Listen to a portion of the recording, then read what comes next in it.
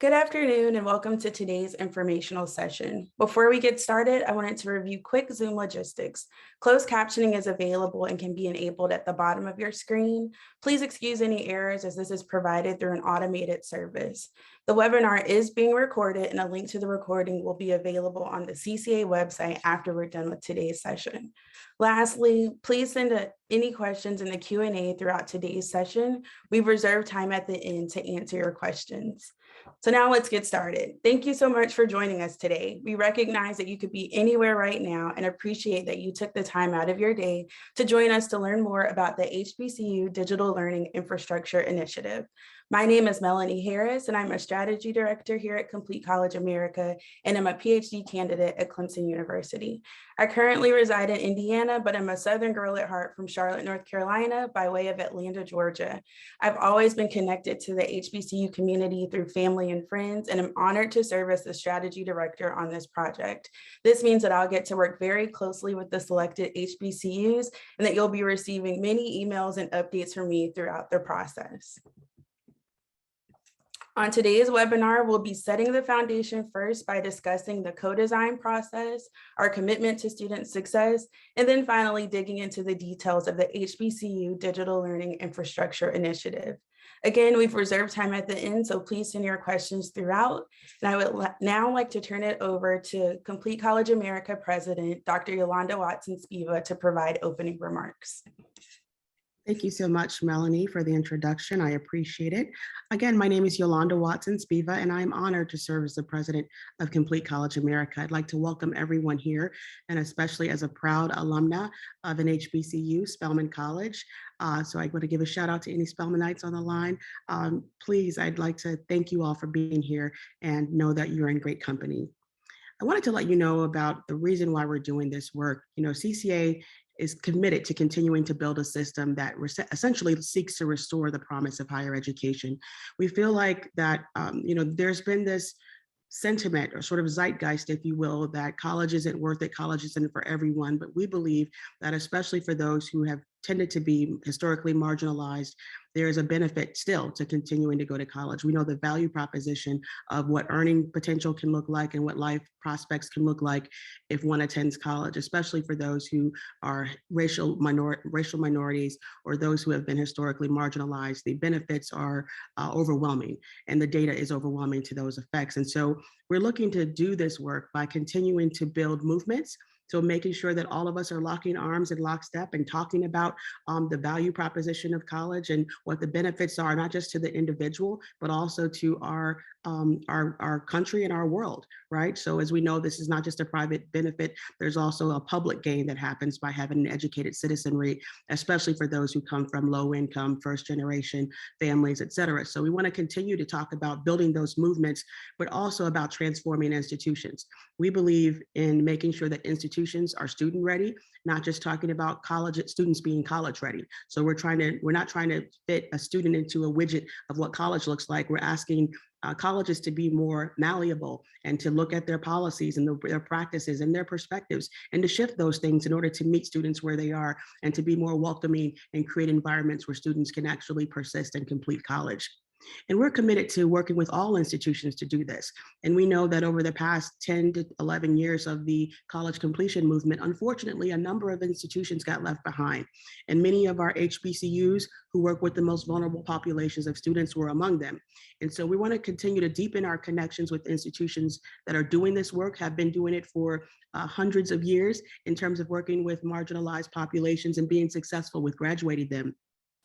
We want to work with your institutions because you also work with adult learners. You work with those students of color. And so specifically at community colleges, we have predominantly Black community colleges. We have historically Black colleges and universities, but we also have rural institutions. Some of our institutions are situated in rural environments and serve students coming from rural communities. And all of the minority serving institutions that are in lockstep with us doing this work, whether it's HBCUs, ANAPESIs, tribally controlled colleges and universities, and Hispanic serving institutions, we're all working together to make sure that students of color have access to all of the tools that they need to be successful while they're in college. So you may be asking yourself, CCA is doing digital infrastructure work. Are they turning into a tech company? Well, the answer is no, we're not turning into a tech company, but I would say that every organization and company today is actually a tech company because everything we do is tech enabled. We're having this conversation right now via Zoom technology and other embedded technologies like Melanie talked about the closed captioning. So everything that we do actually does have a technology layer. But we want to make sure that as we're digitizing more things, as we're bringing content to learners in various formats and more modalities, that we don't lose the human element. Because the one thing that artificial intelligence can't do is be compassionate, be kind, be understanding, and to provide guidance and information informed by multiple inputs. And so we like to think that, one, we know that there are best practices that are happening across historically Black colleges and universities. And so we want to source those good best practices that you all have and try to figure out how do we extrapolate that across our entire sector of higher education. And then how do we tie those best practices in with the CCA pillars of purpose, momentum, structure, and support? And so understanding that at the end of the day, whatever you're doing in terms of digital learning, there has to be a student success component. So I talked about making sure that institutions are student ready. So even in deploying a digital learning infrastructure or making sure that students are being able to learn through multiple modalities anywhere and at any time, there still has to be a student success component because it's not just about the technology or the tool, it's also about translating those things that we know is a secret sauce on an HBCU campus. I can remember very vividly the advising that took place on my campus. That advising didn't just take place with my assigned advisor. It also took place when I went to financial aid. It took place when I was in the dormitory speaking with folks that were on staff there, people who were in the cafeteria. So there were lots of folks who cared for me when I was a student in the HBCU environment. How do we translate that care and concern that comes from across the campus into a digital learning space? How do we translate when a student is having difficulty and a faculty member can identify that there is a deficit happening or a student is not as engaged as they should be? How does that translate in the digital learning space? And so that's part of what this entire project is about, trying to understand and identify what those facilitators of completion are, and how do we make sure those don't get lost in the digital learning space? We know that during the pandemic, we all had to make a pivot to utilizing more technology. And I think during that pivot, it was just about really filling a stopgap. We want to make sure that going forward, we build a digital learning infrastructure that's about intention, and it's about keeping student success at the center so that students can actually persist, feel supported, and then complete with the same intentionality that they would if they were having an on-campus experience. And this is also our opportunity to display the good things that are happening on HBCU campuses, and that really a number of our HBCUs are actually leading the way in the digital learning space. So we come to this conversation from an asset-based place, not from a deficit-based place. And we want to partner with you because we know that you have a lot of best practices you're already utilizing, you have a lot of innovation that you're already deploying, and that you have a lot of the answers that a lot of the institutions in the higher ed sector need. So we want to partner with you to source those and integrate some of those proven success strategies with utilizing our microphone and our megaphone. CCA is able to talk about what you're doing and share that, but we also have a megaphone. We're able to amplify that on a national stage. And so that's where we see our role as an intermediary, partnering with you in order to share those best practices. And toward that end, we're very proud to partner and have funding for this from the Bill and Melinda Gates Foundation and their support for, one, launching this HBCU digital learning project, understanding the need for this, and then actually putting resources behind facilitating this conversation and the work that's going to be done over the next year or so in this planning effort and co-design effort. So with that, I'd love to turn it over, please, to some of our friends at the Bill and Melinda Gates Foundation, including Rahim Rajan, Josh Barron, and Tafoya Ransom. Thank you so much.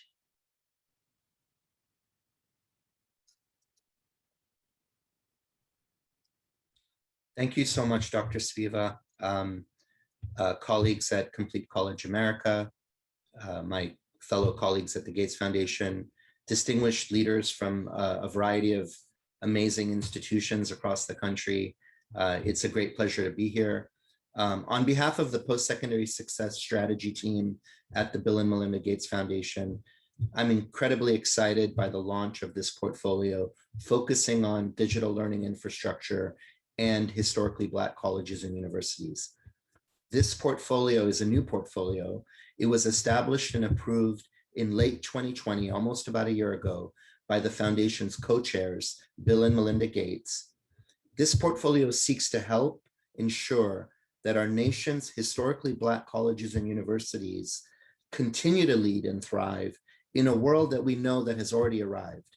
It's a world in which walls, borders, the physical gates on our campus no longer define the boundaries of knowledge creation or excellence in teaching and learning. Our goal in this work is to ensure that these virtual learning experiences, like Dr. Spiva mentioned, that those virtual learning experiences embody the aspirations, the cultures, the innovation, and the creativity that distinguish and which are the hallmarks of the HBCU experience and the experiences, because I know that we don't have a monolith in the HBCU community. The challenge before us is to innovate with urgency and haste so that we can better support the needs of our students today, but to also create innovations that are future-proof, that can sustain over the next decade, the next 2 decades. And that requires us expanding beyond the constraints of today's imaginations. So we need a 21st century digital learning infrastructure that will serve the needs of our students well into the future. We commit to doing this work together in partnership with you, to learn alongside you, and we endeavor to build and refine this portfolio from the ground up based on your insights, knowledge, and expertise that will be generated in this co-design process. I'm going to turn it over to my colleagues, Josh Barron and Tafoya Ransom, to share more about the co-design process and to talk more about the initiative from their perspectives. So I'll turn it over to Josh and Tafoya, the 2 senior program officers on the strategy team. Thank you.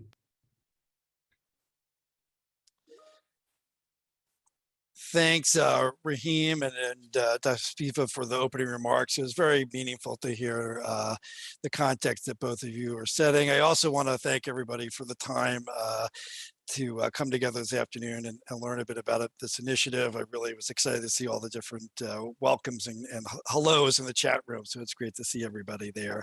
I'm going to try to briefly cover 3 topics here and then turn it back over to CCA to lead the rest of the session. I should mention that in the interest of time, my kind of partner in crime here, Tafoya, has been nice enough to turn the speaking over to me, but she has extreme expertise here in both the measurement, learning, and evaluation work that we'll be doing, as well as deep lived experiences at HBCUs. So anyway, the 3 things I'm going to try to cover. One is really our working definition of what we mean by digital learning infrastructure. That term can mean lots of things to lots of different people, so I'll voice over that real quick. Talk a little bit about the overarching goals that we have for this initiative and the impact we're hoping to see, and then wrap up with the slide that you're looking at right now, which I'll speak a little bit to the structured co-design process that we're implementing, or CCA will be leading here. So first, in terms of, and I should encourage everybody to ask questions in the Q&A as I go. We'll have time, as Melanie said, at the end. And I'd also love feedback in the interest that we're in kind of in the spirit of this co-design process. Anything that you hear that you'd like to provide feedback on at this early stage would be great as well. So anyway, so to this working definition of what we mean by digital learning infrastructure, we've kind of imagined 4 layers to this infrastructure, kind of stacked on one of each top of each other and intersecting and interrelating to each other. So at the bottom layer is at least what I usually think about when someone says infrastructure, which is the IT infrastructure, the hardware, the servers, the computers, the networks, the kind of foundation you need to do any kind of high quality digital learning, that technology piece. Above that, we think that there's kind of a data architecture, data analytics layer. This is a pretty new layer, I think, in general, especially in higher education overall. And that's really where you start to bring data, integrate all these systems together and bring data from them into a common repository to facilitate some of the kind of new forms of predictive analytics that at least we think have huge potential to improve student success overall. Above that, you have kind of a platform layer. This is where things like your learning management system, adaptive courseware, advising technologies may sit, including more administrative systems like your student information system, ERP systems, and so forth. And then above that layer is the services layer, at least that's what we're imagining, which is not necessarily always thought about when someone says infrastructure, but we think is a critical layer because that's where things like advising services, the teaching and learning process, faculty professional development, technology support, structural design support kind of sit. And those are things that have really direct impact on students, faculty members, human beings. And so the technology can be great, but without those services, the impact might not be there. So as we go through this process and the co-design work continues, we'll be diving deeper into the definition and that work. But I just wanted to start by kind of getting us on at least some common page there with that working definition. In terms of the overarching goals for the work CCA is going to be leading that you'll hear more about here as this webinar goes on. I think, at a high level, what we're really hoping to do is co-design the grant making or investment strategies that the foundation will then be launching and funding over the next 3 to 4 years. And so a lot of the work will be coming together and collaborating with those who get selected to kind of develop and put those strategies together in a co-design model. Those strategies we all hope and expect would then have an impact on and it kind of amplify the success that HBCUs have already seen over many, many decades in terms of student success and educating Black students, and going further in terms of amplifying student success, completion rates, retention rates, and so forth. So that's the impact goal for those investments is really around continuing to improve and enhance student success. So let me come back to, one last note, because I am actually a past grantee from the foundation many years ago. And so putting on my past grantee hat, I would just thought I'd mention that those that get selected and start getting involved in the co-design work that we'll be running over the next several months may or may not be institutions that can get selected and participate in the future funding as those strategies get implemented. And I just wanted to be open and transparent about that. Happy to answer questions, discuss that more. Certainly partners won't be excluded either, so it's very possible that they might continue on and get funding. But I know that sometimes that's a question people have and just wanted to be upfront with that in general. So let me wrap up, and if maybe we can bring up the co-design, structured co-design slide. I'll wrap up by just kind of voicing over this to some extent. So one thing you'll notice on the left here, we are using this word structured co-design. And so the idea is that the foundation has been doing some early thinking, some ideation on our own about what kind of strategies and kind of the drivers that we think are important in these strategies. And so we want to kind of bring those into this co-design process and have them really interrogated by those partners working with us, validate and validate them, as well as, I think most importantly, come up with additional and new strategy ideas and thinking that we've just not identified at all. So that at the end, we have kind of reached some consensus about what those best strategies might be. And this slide really then speaks to the kind of benefits, results, and impact that we think we'll see from taking this co-design process. And I think largely, I won't speak to all of these in great detail. It's really about shifting from the traditional model the foundation has taken, which if you're not familiar with it, has tended to be very internal strategy development, maybe bringing in some experts, consultants, working over a year to come up with a really fully baked strategy, and then going out to the field to fund the implementation of that strategy. And what you're seeing here is a shift to this co-design model where we're really going out into the field up front and really engaging the field in the development of the strategy. And by doing that, we think we'll be able to get much better alignment up front with the strategies in terms of the needs the field has, what HBCUs feel is really important that needs to be addressed. And by doing that, we'll have the ability to get faster adoption of these strategies in the field, faster scaling, and greater impact over time. So that's one of the benefits we hope to get from the structured co-design process. The last thing, which is kind of at the bottom there, is this is, to stress it, a very new process for the foundation. the work we've done in the past is not usually taken this approach. And so we go into this with both humility, knowing that we don't understand and know this process extremely well, and that we're going to be co-learning along with everybody else about not just the strategies, but the process as well. And we look forward to getting huge and tremendous input from our partners on both the strategies and the process itself. So with that, I believe I'm turning it back over to CCA, but certainly if I've skipped anything, folks can let me know. I'm happy to talk to those things in more detail. Absolutely. And thank you, Josh. My name is Danny Wilson. I serve as the Chief of Staff and Senior Vice President at Complete College America. And I have the privilege of partnering on this session to start to get into the weeds a little bit about what this project is. Just excited to kind of see all the names and individuals who are on this line. Complete College America obviously has worked with so many of you through our various projects with HBCUs and minority serving institutions. And of course, we tend to work considerably at scale with states, most of whom are the states that have large populations of HBCUs. So we've been involved in policy efforts, institutional transformation efforts. So just happy to see so many friends on the line. Let's talk a little bit, for those of you who are not that familiar with CCA, very quickly, just to tell you who we are. Our mission is very simple, is to focus on college completion and closing institutional performance gaps. So we focus a lot on the structural reforms that improve student success. When our founding president started the organization 12 plus years ago, our idea was that if we can get a couple of states to work on college completion, we'd be successful. Now the map of states that have committed to Complete College America looks more like this. It's almost a complete movement across the country around ensuring that college completion is critical in our work around student success. The reason why our organization exists is because of the next slide. There are a number of issues that we continue to focus on, and they're listed here. I'm not going to go through them. I just think that the reality is that our work, our focus on structural reforms will be critical to resolving many of these issues that our students see today.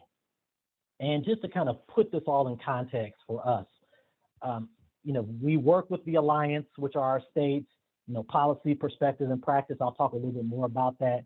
College completion is the goal, but we also have kind of a larger ultimate social goal, which is ensuring that the work that's done at an institutional level and with states leads to more economic opportunity, social mobility, and ultimately racial justice. And we focus on a couple of key values in all of our projects, and that will center even this project around digital learning infrastructure. Yolanda talked about student-centered institutions, making sure that we have equitable structures and outcomes. And so, equity, looks very different for different types of institutions. So we may be talking about students that are returning adults or students that have stopped out. So we're looking at all the different things and all the different individuals that we served. Data is always at the forefront of our work. We also focus on system-wide collaboration and then making sure that we implement all of those things at scale. The strategies that we tend to focus on, many of you are familiar with Complete College America's game changer strategies, and they're still embedded in this kind of, set of pillars. But really what we focus on is designing institutions around the college experience. We want to focus on issues related to purpose, why are students coming to school? What are their goals? What are the structures we put in place? How do we keep them moving with some level of momentum? And then how do we support them throughout that process? So that's the broad kind of overview of the CCA work. For those of you that are not as familiar, you are more than welcome to go to completecollege.org. A lot of resources, a lot of toolkits, a lot of documents that can help you with those strategies that we mentioned that I think will be embedded in everything that we just talked about. What I'm really excited about is even when we think about these pillars of transformation, we recognize that technology will not solve everything, but technology can enable and accelerate all of these different things that we know are core parts of our student success work on campuses. We are really, I think, at an inflection point. I think that the college completion movement was really about all those strategies. And now we realize that the pandemic has laid bare a number of things that will require changes and adjustments to our work. And so what's the unique role of our institutions, and how's the landscape changed? And, and what is that agenda to make sure that all those students are served? So ultimately, the journey matters for us. I'm a proud HBCU graduate. I feel like, colleges have always been a place to not only go to survive, but they're a place where you can go to thrive. Clark Atlanta University is my alma mater. It's my second mother. And when I think about the work that happens at HBCUs, we have always been nimble. We've always been able to take the environment that we're in and be able to adjust to serve our students better. And there's a firm acknowledgement that the value that we provide to our country and to higher education is unmatched. And so when we think about that journey and we realize all the things that have happened in the pandemic, and we know that many institutions were already looking at digital learning experiences and digital learning infrastructure, but now we're at a place where, it's not an ancillary thing. The pandemic has changed everything. Digital learning is no longer optional. It must be embedded into our institutional and strategic plans. And, so you've seen all these different articles and all these conversations taking place, and obviously everyone has had to quickly pivot and move. But what does all of this mean when it comes to our unique culture, our unique traditions? We know that we have to make adjustments to ensure online learning takes place. But what does that also mean for all the other things that really encapsulate the student success and completion agenda? All those unique cultural and traditional things like orientation weeks and convocations and those campus and peer learning experiences with faculty and mentors. How do we wrap all of that up? And I think that is really something that our project allows us to do, to start digging into this. Josh hit on what we're talking about. The digital learning experience, the digital learning infrastructure focuses on an integration of infrastructure, student success, space, and culture. And Josh hit on a number of those potential DLI components that we'll be, dealing with and working through in the digital learning process, whether it be the services or the platforms needed or the IT infrastructure, and even the slide right here around the data needs. We recognize that, we've been tracking access and completion pretty well. And this is not just an HBCU concern, this is a national conversation. But when it comes to tracking progression and efficiency and particular equity metrics, we haven't been as good. And then when it comes to cost and post-college outcomes, very few institutions are doing that. And so when we think about, the next slide that we'll share, all of these things, it's always going to be about the learning and the classroom experience. But when you add on the student success components, we realize that we have to be able to evaluate, analyze all the things that we're doing and whether they're working or not. And I think that the digital learning work has only exacerbated that conversation, because now we're asking our students, are these strategies, are these metrics aligning with that larger effort, even in a digital space? So this is what we'll work on. We'll work on co-designing this long-term strategy together. We talk a lot about policy, perspectives, and practices. I think this is the really exciting part of this digital learning infrastructure project, because those individuals that are selected, and the larger HBCU community, you will be able to inform what this looks like. We'll be asking questions about the barriers and who needs to be involved in this conversation if we're going to do it right, and what incentives is it going to take to do this at scale, and then how do we lay out a blueprint to make this happen with all the learnings that are taking place across the country. And so that's the exciting piece of the work that's in front of us. I think that when we think about this project, it's an institutional transformation project. The individuals, the institutions that get selected, the participants, the advisory committee, this will all be about, learning, growth, hearing, co-designing, but also disruption. disruption to the system so that we can ensure that our institutions are sustainable in the long term.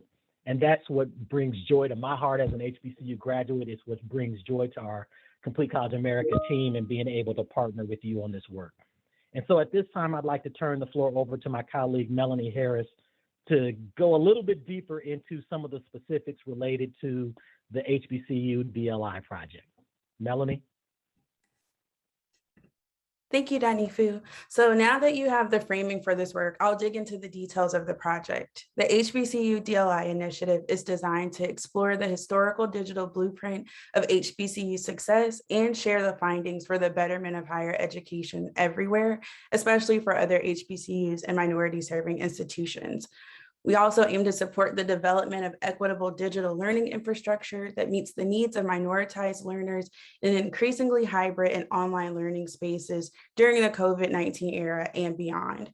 We're also going to co-design a long-term strategy for driving Black academic success at HBCUs and colleges and universities throughout the country. We'll be identifying the critical places for you to be able to use digital learning differently to move the needle for college completion. And last but not least, we will elevate new models for innovation amid resource constraint and rapid change informed by the success and resilience of HBCUs. We'll reach these goals while taking a three-pronged approach. We're currently conducting interviews and focus groups to understand the digital learning experiences of key stakeholder groups. We'll be assembling a powerful advisory council consisting of advisors, subject matter experts, and partner organizations who are leading the way in digital learning. We'll also be inviting leaders from other minority serving institutions to participate and contribute in this process. And so here's where you all come in as the HBCU co-design teams. Up to 6 HBCUs will share up to $1.5 million in total grant funding. The mini grants can be used for technical assistance, improved data collection and analysis, and to provide support as you all focus on this project. More details about the mini grants will be shared during the HBCU co-design kickoff meeting. Selected institutions will identify a project lead and assemble a dedicated team committed to designing and elevating an innovative digital learning infrastructure. Your institution teams of about 5 to 8 individuals should include executive leaders, CIOs, or instructional design leaders on your campus, those leading digital and virtual learning, students, student affairs folks, faculty, academic advisors and counselors, and data leads. We'll share more details about assembling your team in the decision email sent to the selected HBCUs. The teams will work together through a digital learning co-design process to understand the unique digital approach and share the how behind HBCU's innovative, culturally sustaining approach to student success. We encourage all HBCUs to apply and are reviewing applications using the following criteria: metrics and data, institution type, and your commitment to student success. We're looking at enrollment and graduation rates and that you're using completion metrics to monitor student success on your campus. We want to make sure that you are strategically planning and dedicated to attaining technological maturity, and encourage all HBCUs to apply no matter the size, as we would love to amplify the work that you're doing and leading in this space. And last but not least, your commitment to student success, including your capacity to fully engage in this transformational project. As far as next steps, the applications are currently open and we close them on November 12th. We have received applications, so I encourage you all to review it and apply as soon as possible. We're actively reviewing applications as we receive them, and we'll notify applicants of decisions on November 17th. Selected HBCUs must attend a 1-hour HBCU co-design kickoff meeting on November 30th at 3 p.m. Eastern Time, and that's designed for project leads and the teams that you will assemble on your campus. There will be 3 required meetings for co-design teams. The January and February meetings will be 1.5 hours and will be held virtually on Zoom. We ask that you come ready to engage and fully participate in the process. In March 2022, we're planning an in-person safe convening where the HBCU co-design teams will join the advisory council that I previously mentioned for an action-packed workshop as the culminating event for the HBCU DLI initiative. More details about that will be coming soon. One of the goals of this project is to share the learnings with the greater HBCU and MSI communities and other institutions across the nation. So in the spring, we'll be launching an HBCU DLI Action Workshop series open to everyone to share the how behind HBCU's innovative approach and really digging into our findings from this work. Again, more details about that will be shared in early 2022. Now it's time to open it up for your questions. I will turn it back over to Dinifu to moderate, and we'll invite our presenters to come back on screen to answer your questions.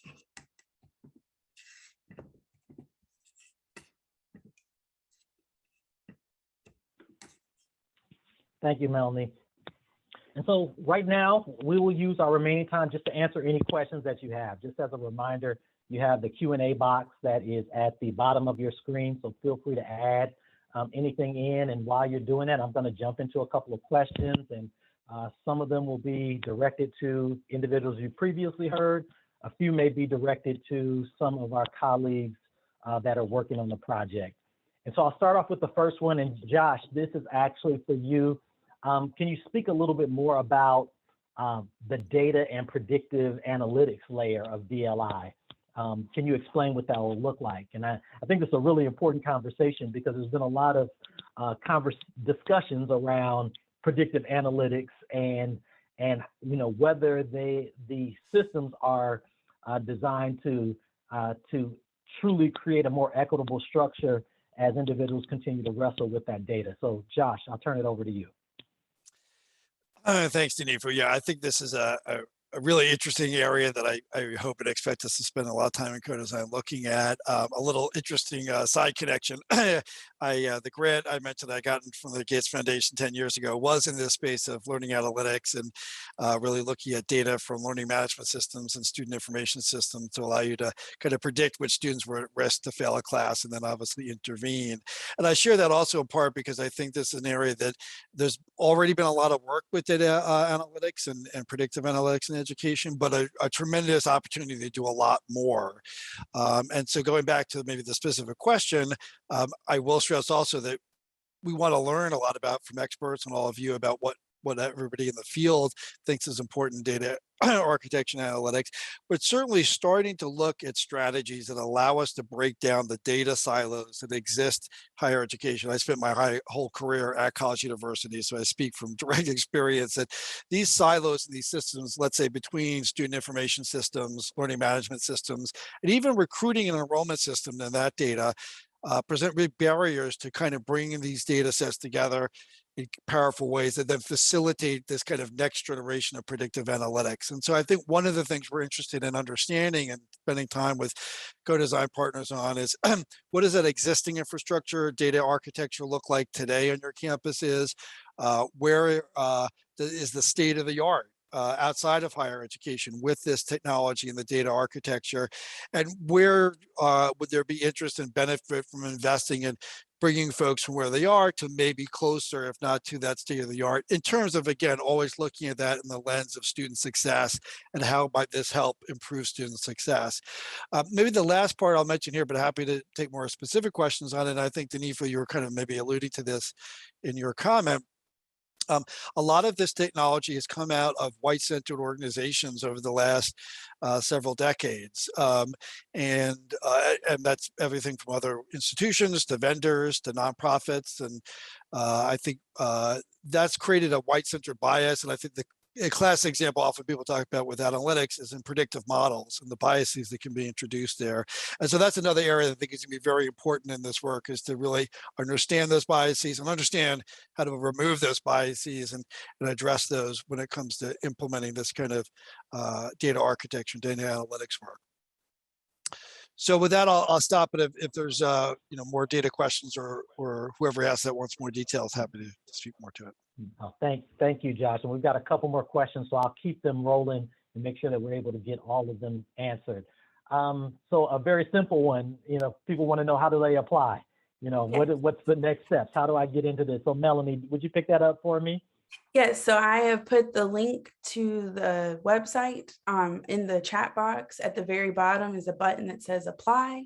You click there and it'll open it up for you to fill out the application that takes about 15 minutes of your time. And I think it's really important to also share part of this process. I know that many of you on this call, some of you may be development officers, some of you have worked with federal and national grants. The goal was for us to make the process as intuitive and seamless as possible without a heavy lift when you're in. So there's a lot of information that we are able to have just, through our own research process, but it's a pretty low lift. What we are really looking for are the items that Melanie mentioned a little earlier around, commitment to the work, and just a larger plan to figure out how do we figure out not where the ball is, but where the ball will be going and how we can use this as an opportunity for our institutions. So thank you for that question. There's another question related to that, and it's about how many individuals from each of the 5 to 6 institutions selected can serve on the co-design team. And that will look a little different. Melanie, do you want to answer that one as well? Yes, so I think it will look different depending on your institution and specific roles, and we can work with you to identify the best team members, but we anticipate the teams being anywhere between 6 to 8 or 9 people. And we'll provide more details in the decision email about who you should tap to be on your team. Sounds good, thank you. There was another question that came up a little earlier around, if not selected, how do I, how can I still continue to learn from this process? And so I actually would like to see if my colleague, CCA's Vice President of Alliance Engagement and Institutional Transformation, Dr. Nia Heidel, are you on, and can you take that question for me? Yes, I am on, and I can take that question. So a part of this project is really, it's focused on, of course, these 6 institutions, but it's also focused on learning and sharing the learnings across the larger HBCU sector. And so there will be opportunities for us to create a network and collaboration beyond the institutions that are selected. And you'll see this evident in the spring semester. We will have open workshops that will provide opportunities for institutions who are not selected to participate to be able to learn from what we are learning through the process, and also help to organizations to build capacity around some of the areas. Because when you complete your application, as you're going through, you might recognize, okay, we maybe are not positioned at this moment to apply, but we would like to be positioned to apply if there were another opportunity in the future. And so we know that that can't happen without maybe some capacity building. So part of this project has embedded in it opportunities to help institutional teams position themselves for future opportunities in this space. And all of those dates are also on our website, and we will invite you to participate and to stay connected with us through those mechanisms. Thank you, Nia. And there was a question that popped up about the number of applications per institution. So yes, we are looking for 1 application per institution.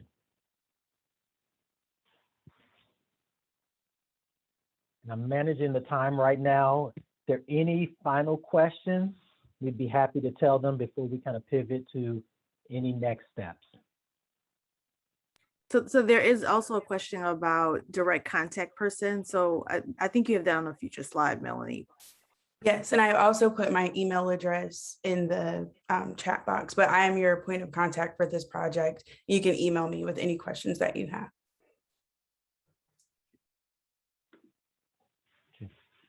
And while we are looking just to kind of, I'm a former instructor, so I always like to give the 10-second rule before we kind of quickly pivot. But from the Bill and Melinda Gates team, anything that that you want to share that we might have not have captured in this piece that might just be helpful for potential applicants or individuals looking to support the project? Well, Geneva, I did see one question that came in that I think maybe was answered in writing, but I just maybe voice over real quick around. There was a question about do the projects, or do folks doing this work have to be kind of ready to run projects and do work at all the layers of the digital learning infrastructure kind of stack that I mentioned? And for me, the answer, but you guys can jump in here too, is no. And that I think in this co-design process, we're really interested in just getting feedback, getting input, helping have everybody kind of co-design the strategies for where we might then invest in these different layers and aspects of the digital learning, infrastructure. And then those would be part of the future funding that we would be doing. So I don't think there's anybody, institutions look at that whole stack. You shouldn't feel like you can't apply just because a certain part of it you're not necessarily ready to work in. I think it's the ideas and thoughts that we're looking for in this first stage. So just thought I'd add that there. Thank you, Josh. Sequoia, am I hearing you jumping in? You're hearing me jump in. Thanks for the opportunity. I just want to reiterate from the foundation perspective just how excited we are about this opportunity to engage with you all and your institutions. We view this as a unique opportunity for the foundation to learn how to do grant making in a different way. We don't typically engage with the institutions or the communities that we're serving in this way to develop the strategy that we pursue. So this is a really great opportunity for us to learn from you that we're looking forward to. So thank you. Right. And I think there's a question that was in the chat, not the Q&A, but I do think it's just an important piece to echo. Individuals will know, well, it's back to that initial question around what can I do with this, these dollars. So, first, as Josh and Tafoya both shared, the goal is for the learning process, for the co-design process. So, the primary component of all this work will be your intellectual knowledge, your lived experience, what that means, what you know about the field, what you've experienced, what have been the challenges, the mistakes, and what are the opportunities that can be used by other institutions. And then as a result of that, the sub-grants that will be provided to the selected institutions, you actually will get a chance to use those dollars for the thing that matters most and is most valuable to your institution in moving your digital learning infrastructure work forward. And so that will look very different for every single institution. So people ask, can I use it for this or can I use it for that? I would say that right now there's a wide range of things that you could use it for. As we select those institutions, we'll be happy to discuss that and provide some guidance on things that might be helpful to you in that process. And so I think, Tafoya's final comment is a great place to bring us to a sense of closure. I do, before I make that statement, I do want to ask Melanie to put one final slide up, because part of the work that Complete College America is always doing is sourcing new opportunities. And so, of course, we mentioned a little earlier that at Complete College, if you go to completecollege.org, you can find out about different strategies. Our team is always willing to jump on the line and talk not only about digital learning infrastructure and alignment across student success initiatives, but just your larger student success initiatives as a whole. There is a national project that's happening with the federal government around connecting minority communities to broadband and digital technology capacities. And so it's not directly connected to this project, but I know that we've already had conversations with a number of historically Black colleges and minority serving institutions that are planning to apply for this particular opportunity and resources. And what I want to share is that I think there's a lot of alignment, because especially as you look at this slide, which we will share, when we think about expanding educational instruction and remote learning opportunities, student success is a part of that. And so in some cases, some institutions may find that there may be some integration or some alignment. And if there's any way that Complete College America can assist you in that process, in moving together your digital infrastructure plans to align with student success, we'd be happy to have that conversation with you. With that being said, back to Tafoya's final comment, we are super excited. This is an honor for the Complete College America team to be able to support, learn from, learn with the HBCUs and the minority serving institutions that will be part of this digital learning infrastructure initiative. Very thankful and grateful to the Bill and Melinda Gates Foundation for continuing to be a partner with us, and all of the other individuals that will be a part of this. Melanie mentioned the advisory committee and tech vendors. And so we'll be including a number of individuals who have lived in this space, who have worked with institutions that have made some significant progress, And we want to make sure that we open the door to new opportunities for institutions to be able to be stronger, to be more sustainable, and to ultimately be the continued contribution that you've been to the American society and the higher education field. So with that, reminders, you can always go to completecollege.org to get the information. Melanie included the link. We'll stay open for about another minute in case you need to go back through the chat and just kind of capture any of those particular links. Of course, you can always send a message to Melanie.